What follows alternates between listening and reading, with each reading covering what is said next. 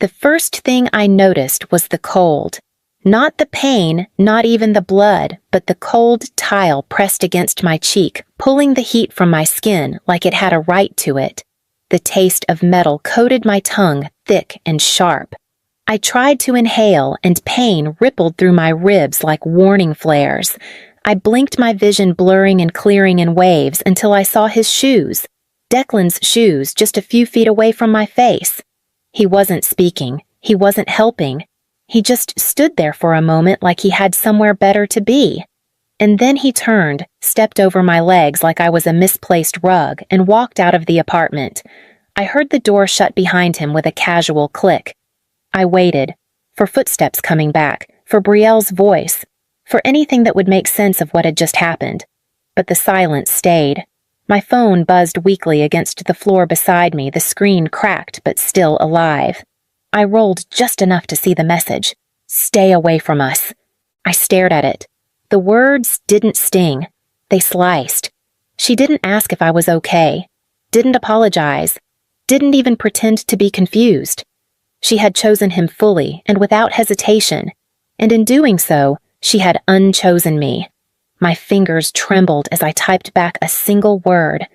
Done. I didn't cry. Not yet. Something was shifting quiet seismic. It wasn't that I stopped loving my sister in that moment. It was that I stopped asking her to love me back. I sat up slowly, using the countertop to brace myself. Every breath was a reminder, but not the kind that begged for pity. The kind that tells you you're still alive, still capable, still in control of something. And in that silence, something unfamiliar settled inside me. It wasn't rage. It was resolve. Even before the bruises had started to bloom, I knew the pain ran deeper than that night. This didn't start with Declan's fist. It didn't even start with Brielle's silence. It started years ago in smaller ways, when being overlooked was called keeping the peace. I was always the one who made things easier, the one who got straight A's without needing praise, who brought her own snacks to family trips so Mom wouldn't have to pack extra. The one who folded laundry at 14 because Brielle wasn't good at it, and who stayed quiet at dinner so my father wouldn't snap when he was tired. Brielle. She was sunshine. Even when she did nothing, she shimmered. I still remember the year she got hired at a boutique in the mall. My mother acted like she'd landed on Forbes' list. "She's finding herself," she said to anyone who'd listen. That same week, I'd been promoted to lead UX designer for a national campaign. When I shared the news over dinner, my mother smiled thinly and said, "That's great, honey, but just don't lose sight of the bigger picture, marriage, a family." My achievements were fine as long as they didn't get too loud, as long as they didn't make anyone else uncomfortable. When Brielle got engaged to Declan, the whole family buzzed like he was royalty. Finally, Mom whispered to me once, "She's got her future in place. Now we just need to find someone for you." Like I was a glitch needing repair, like my life without a man was an unfinished sentence. That's when it really clicked. I wasn't their daughter. I was their backup plan, their extra set of hands, their emergency contact, the one they could lean on when things fell apart and ignore when they didn't. I let it happen. I folded myself smaller and smaller until all that was left was the version of me that kept everything functioning. But when I felt that tile against my cheek when my sister told me to stay away, I realized something that cracked through years of conditioning I had been built to be forgotten, and I was finally ready to disappear on my own terms. I reached for my phone again this time, not to reply, but to check something else. The mortgage pre-approval was still sitting in my inbox. I scrolled past the highlighted terms, the digital signature field already flagged with my name. I had almost forgotten it was there almost. It started months ago when Brielle and Declan came to me in a panic over their financing. They'd been denied once already. Declan's credit was a mess from 2 previous business ventures that folded within a year. Brielle was freelancing sporadic income and inconsistent tax records. They needed someone stable, solid, a sure thing. They needed me. "We just need your name on the paperwork," Brielle had said, her voice coated in ease like it wasn't a big ask. "You won't be responsible unless something goes wrong. Something always goes wrong." I helped anyway. I sat with Declan to comb through his credit report, walking him through how to challenge the collections and negotiate settlements. I even connected them with a mortgage advisor I trusted. I fronted the move-in deposit when Brielle's first payment was delayed. No repayment plan, no contracts, just faith, just family. When I brought up my hesitations softly, carefully, Brielle brushed them off. "You're being dramatic. It's just paperwork." Declan laughed and clinked his beer against mine. "You're like the third wheel we actually need." At the time, I told myself it was a compliment. That being needed was a kind of love, that what I gave would come back when it mattered. But standing in my apartment now, ribs aching and face still swollen, I saw every detail differently. Every favor, every signature, every dollar it hadn't drawn us closer. It had tied me down, not as a sister, as an asset. They hadn't just expected me to show up. They'd built their life, assuming I would. I closed the mortgage email and opened a different tab, my bank's login page. The loan wasn't final yet, and my name was still there. It started with a question. That's what I keep coming back to. Just a question. We were standing in my kitchen finalizing dinner plans after looking over the wedding budget together. Declan had suggested cutting the catering team down to just 2 staff to save some cash, even though the guest list had recently doubled. I said gently, "Are you sure that's smart? That kind of corner cutting could end up being more expensive later." Brielle tensed immediately. "Camille, we've got it under control." I didn't press, just nodded. But Declan must have caught something in my face, doubt maybe. That was enough. He slammed his palm on the countertop and snapped, "You think just because you make more money, you get to judge everything we do?" I froze. "That's not what I—" He stepped closer. "You think you're so much better than us?" "Always have." His voice was getting louder, hotter. I instinctively stepped back, bumping into the island behind me. I glanced at Brielle, expecting her to say something to diffuse him like she always did, but she didn't. Then came the shove. I hit the counter hard, the edge digging into my ribs. I gasped, stunned, but before I could react, he swung, a closed fist, right across my mouth. The taste of blood came instantly. The world went sideways. And then I was on the floor, the tile rushing up to meet me. But that's not what I remember most. What I remember is Brielle, standing there, watching, not moving, not shouting his name or running to me, just still, like she was weighing something. When they left, I stayed down. For seconds or minutes, I don't know. Eventually, I reached for my phone. Mariah answered on the second ring. "Camille, I couldn't speak. I just cried. When I finally choked out what happened, every word thick with shame and disbelief, she didn't hesitate. "This isn't a misunderstanding," she said, voice sharp with clarity. "It's assault, and you need to report it." She stayed on the phone as I pulled myself to my feet and made my way to the bathroom mirror. My reflection didn't look like me, but it was time she did.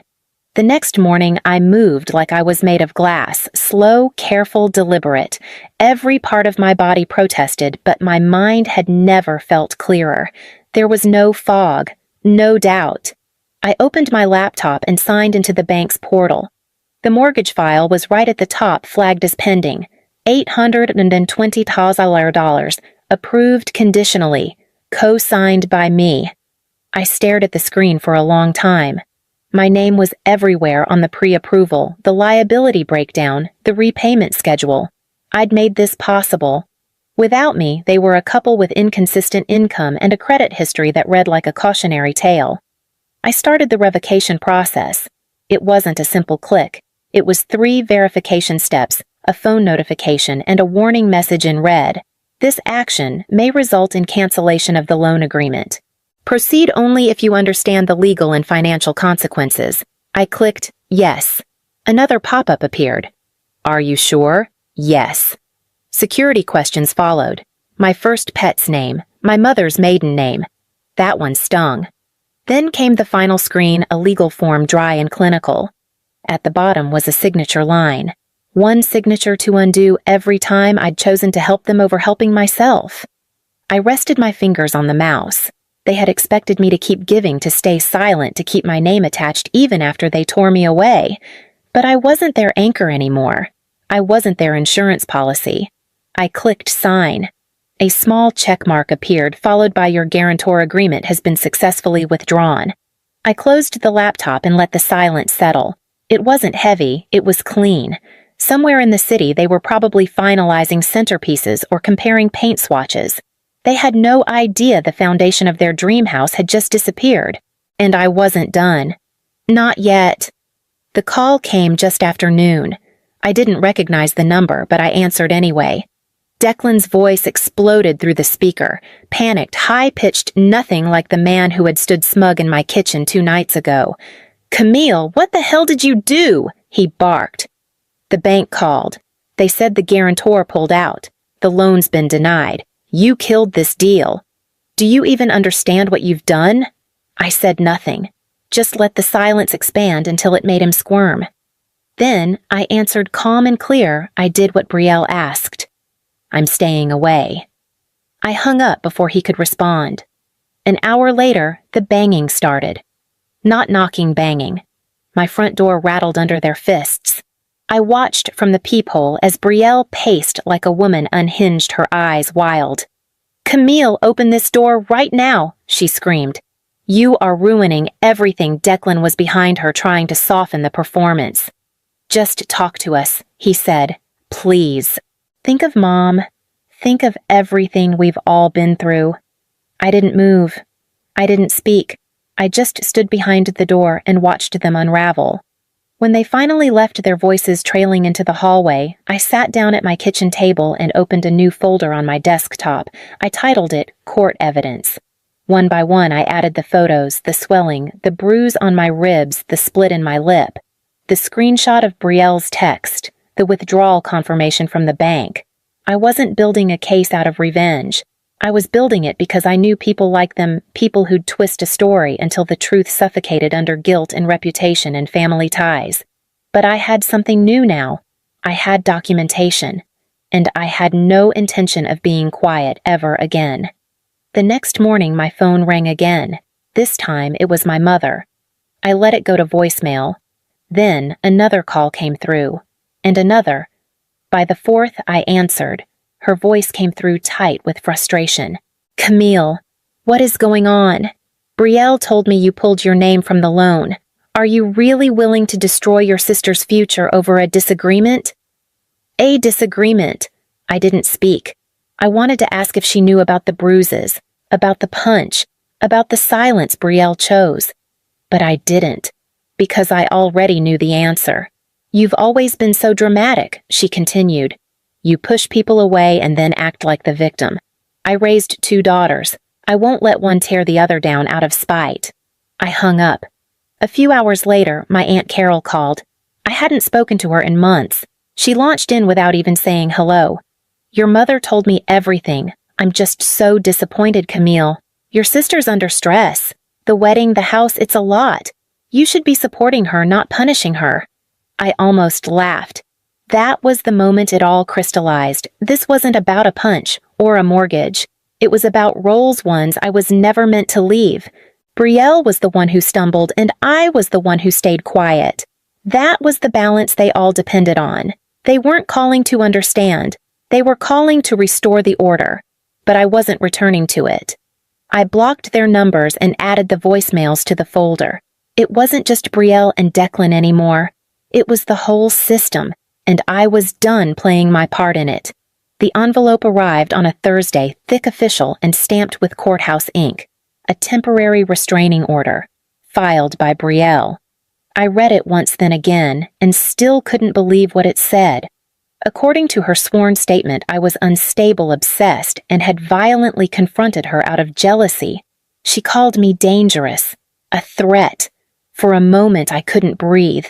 Not from fear, but from the precision of the lie. She was trying to flip the script, make me the monster in the very story I'd bled in. But I had evidence.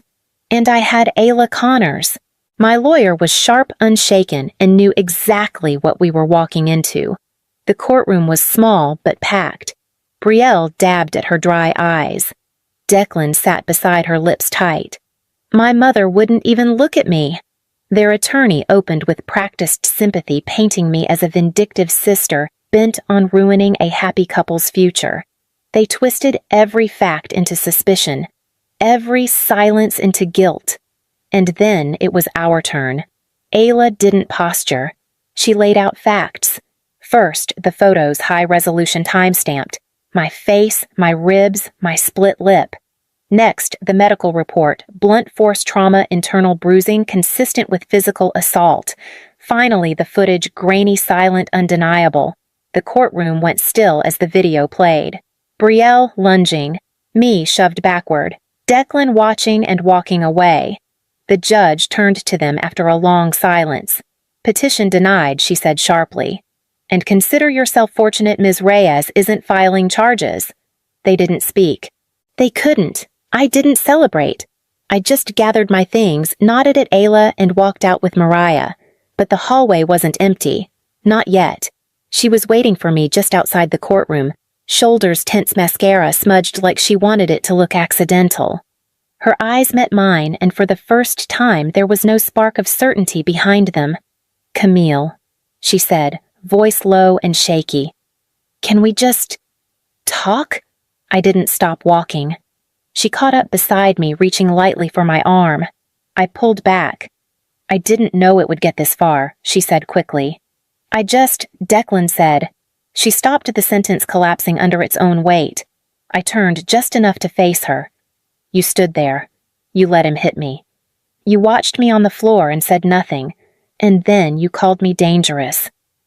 Cam, I didn't mean you are no longer my sister. It wasn't anger in my voice. It was stillness, and something in her recognized it. Her mouth parted like she wanted to argue or cry or beg, but nothing came out. She just stood there, small and wordless, as I walked away. Outside the courthouse, the air felt thin and sharp. Mariah was waiting with the car, and when I slid into the passenger seat, neither of us spoke. She just drove, one hand on the wheel, the other resting lightly near mine. That night, I sat at my kitchen table and opened my phone. One by one, I deleted their numbers, Brielle, Declan, my mother, my aunt. Then I opened my laptop and created a new email folder. Peace. I didn't move the voicemails or screenshots there. I didn't need to. That folder wasn't for evidence. It was for the things I was learning to protect. And for the first time in years, I shut my computer without bracing for what might come next. A year passed like a season. I had finally stopped resisting. I poured myself into work, not to forget, but to remember what I was capable of. I led a major product launch, took over as department head, and stopped apologizing for knowing what I was doing. On Tuesday nights, I took a ceramics class at the community center. My hands learned to shape what once felt impossible to hold. Clay didn't care about my past. It just responded to pressure, consistency, and patience. By November, my apartment was warm with the hum of voices and laughter. I hosted Friendsgiving for the first time. Mariah brought wine. Nate made a weirdly perfect turkey. We sat on mismatched chairs and passed food over stories that made us laugh until we cried. It was everything my family dinners weren't. Then last week, a letter arrived. No return address, but I recognized the handwriting immediately. I didn't open it right away. I didn't need to. That night, I stood over the recycling bin and quietly tore it in half. Then, in quarters. No anger, just finality. Out on my balcony, the cactus I bought after the hearing had bloomed. A single pink flower, small but defiant, perched at the top like a flag. I watered it slowly, then sat beside it, legs tucked under me, listening to the wind. I used to think strength meant never cracking. Now I know it's what you grow in the cracks.